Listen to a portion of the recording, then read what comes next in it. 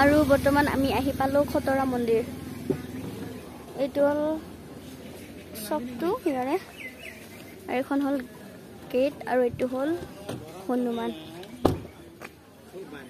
আৰু ইফালে আমাৰ দীপজ্যোতি দাদা কি ভিডিঅ' কৰি আছো। আৰু আহিলো আৰু জিমৰ পৰা খতৰা লাগি ধুনীয়াকে একবাৰ এই আহিম বুলি কোৱাৰ কাৰণে লৈ আহিলো, ভিডিঅ' কৰিব।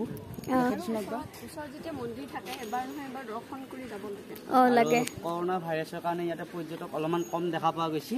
ইয়াতে বঢ়িয়াকে লিখি থৈ আছে খতৰা সত্ৰৰ দৰ্শনাৰ্থীসকলৰ বাবে সামাজিক দূৰত্ব বজাই ৰাখিব, কিন্তু মোৰ ওচৰত নাহিবি দেই, মাস্ক পৰিধান কৰিহে সত্ৰৰ মণিকূট কীৰ্তন। আৰু এইটো কি ধুনীয়াকে হয় হনুমান। আৰু ইফালে ভুজিয়া আছে, দীপজ্যোতি দাদা আছে, আৰু আমাৰ লগত এটা দাদা আহিছে। আৰু ধুনীয়াকে ইয়াতে কৰোণাৰ কাৰণে মানুহ বহুত কম আছে বাৰু। আৰু আমি ভিতৰত নাযাওঁ, বাহিৰৰ পৰা মানে এটা সেৱা লওঁ। তাৰপিছত আৰু ক'ত কি কৰোঁ, ক'ত যাওঁ দেখুৱাই থাকিম, আপোনালোকে চাই যাব।